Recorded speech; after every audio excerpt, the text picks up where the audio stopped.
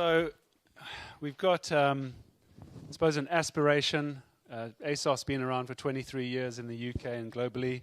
This is an aspiration, it's a North Star, it's something that holds true today. And it's very much about how do we enable and empower our audience to be whoever they want to be. That's really something that we feel very passionately about at ASOS. It's something that we all strive to do, and still doing it. Of course, the clicker is not working. Hi.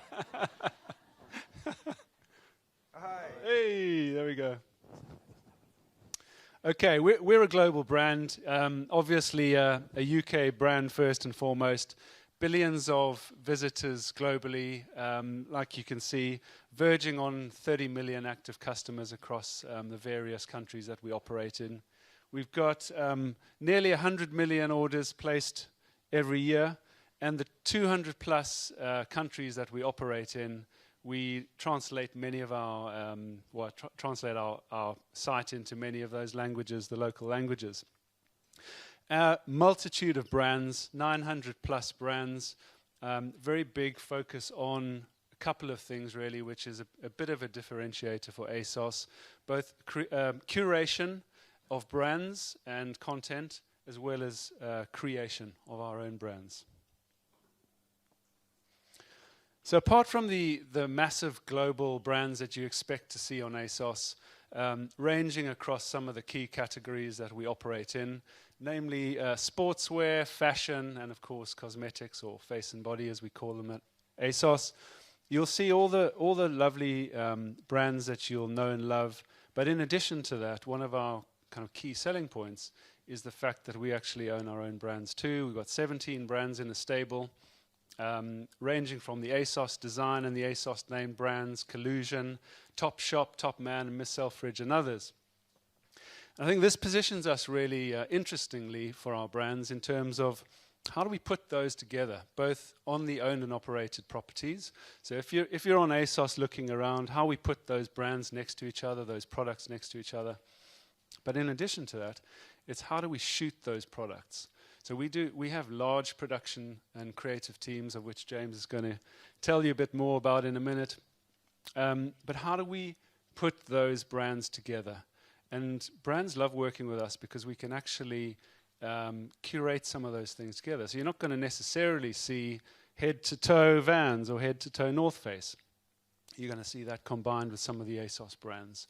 And we do it in a way which gives our customers, our audience, some pointers, some tips, styling advice, and they come to us to see, hey, what's cool? How do I need to look this summer? And of course, we're focused on that cool 20-something audience. So even though I've been in the UK for longer than ASOS has been around, I used to be part of that target audience. And you know, as I slip away out of that target audience, I can see how my kids are now, you know, really enthusiastic about looking at ASOS, and if the number of orders pitching up on my door is anything to go by, they're certainly finding it useful as well. Now the curation is an interesting one, and we do this across both the brands that we work with, like I said, but also the kind of brands and products and fashion styles that we create in-house. We break it down into a number of different personas. We've got 5 of some of our key personas here, so we want to empower people no matter what their style and taste in fashion is, right the way through from modern luxe, girl next door, through to cool utility. Similarly, we do that for menswear as well. And beneath those, we have a multitude of other personas to help us, kind of guide us along on the way. Now, when we work with our brands, they really love working with us because they love reaching an audience which they sometimes find a little bit difficult to find either on their own websites or out in social media or online. But this is one of the hottest trainers around this season. Great franchise from Adidas. Lots of cool people around at MadFest. I've seen a few of these in the audience and outside already.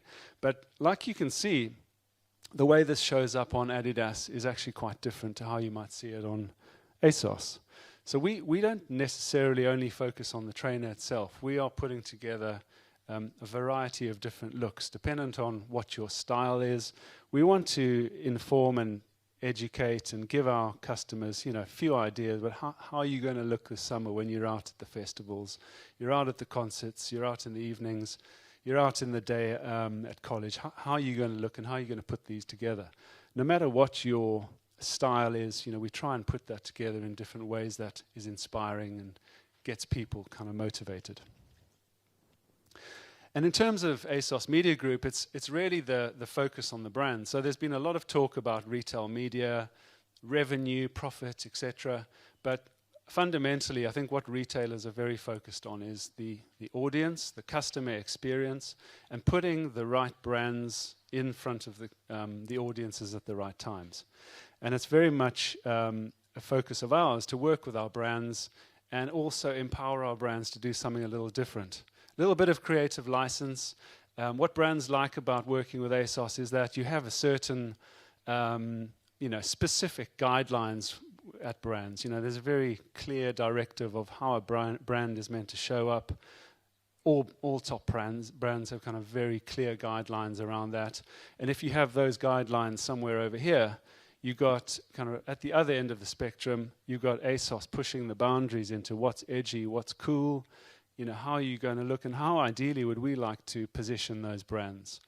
And then somewhere in the middle, you've got where we kind of meet together. We've got the production and creative teams and our teams at ASOS Media Group who will work really closely with brands and we'll be kind of drawing them ideally across to the left. But they will be kind of, in some cases, fairly resistant. Some brands are already like, this is the way we do it. Other brands are really enthusiastic and feel it's quite refreshing to be able to position their brands in a new way that they might not show up on their own site or might surprise customers. So James, I'm going to hand over to you so you can give us a tour of a few of the recent campaigns that we've seen. Yes, and so like Elton was saying, I think everything is driven by our audience. Because we have a young 20-something audience, they almost expect us to push the boundaries a bit.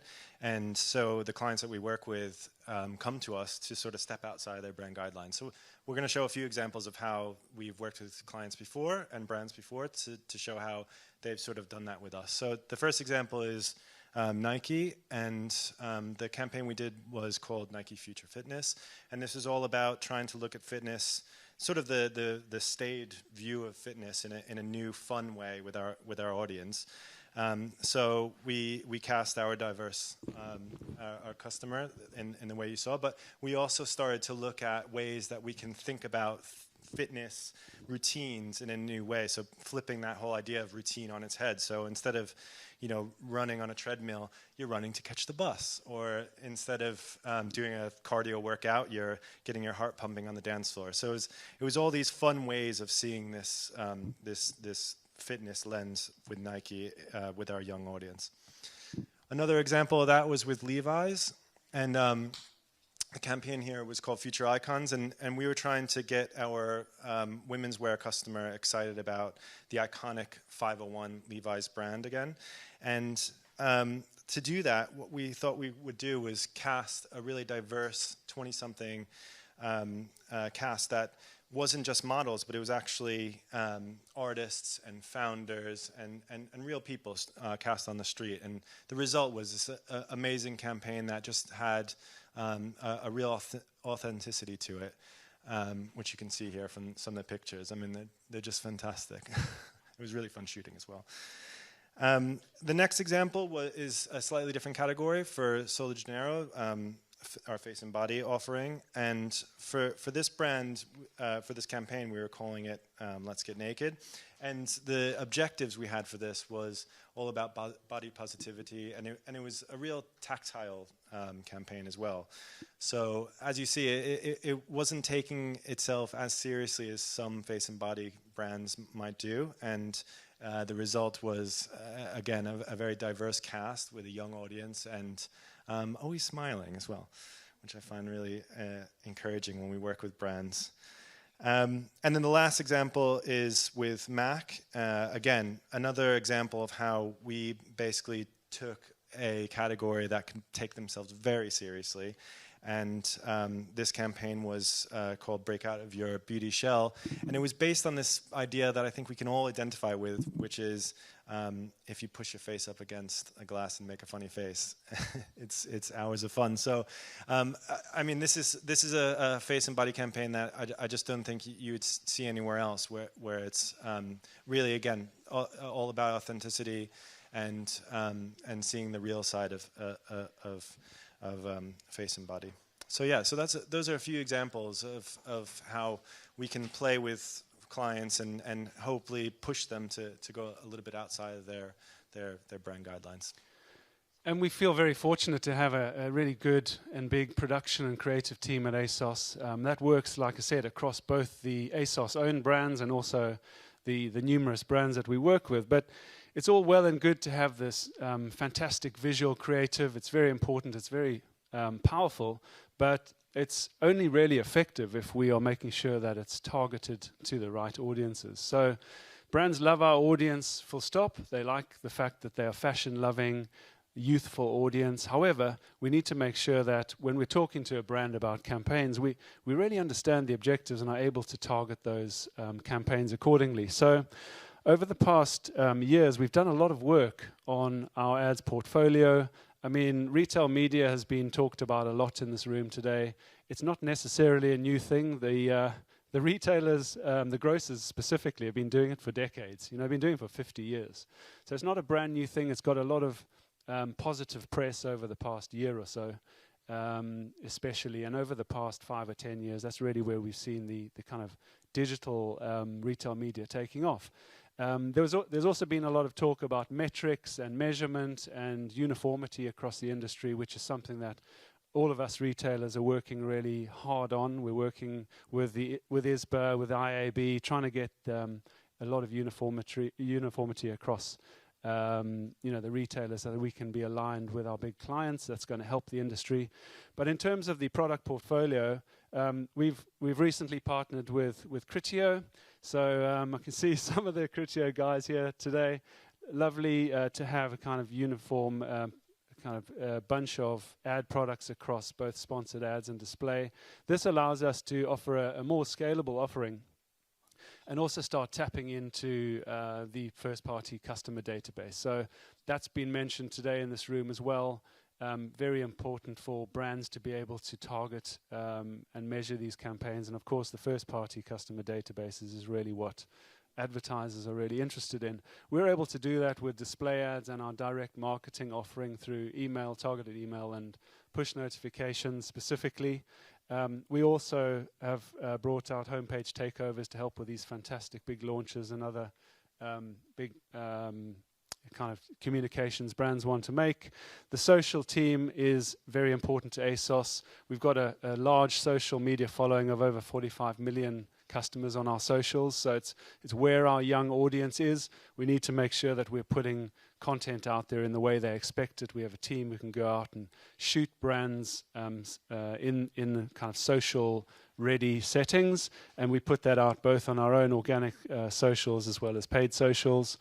And we can even put that in terms of events. We can either go and shoot brands events if there's a concert or a big launch or that kind of thing. And if you need help with us putting together an event for you, we have an events team can do that too.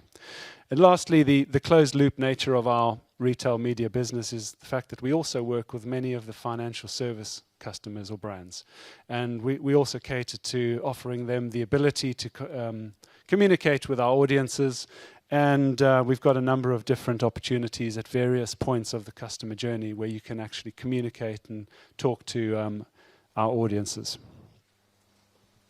So thanks very much for listening. We've had a great time up here. I hope you enjoyed the visuals. It's something that really gets us excited. And of course, we're working really hard to make sure we can target and measure those lovely visuals to the audiences that you need to reach. Thank you very much. Thank you. Excellent. Thank you very much, guys. Does anyone have any questions for the panel?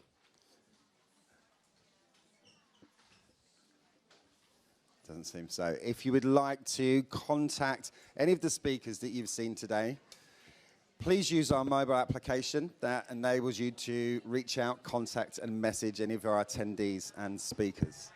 Thank you very much.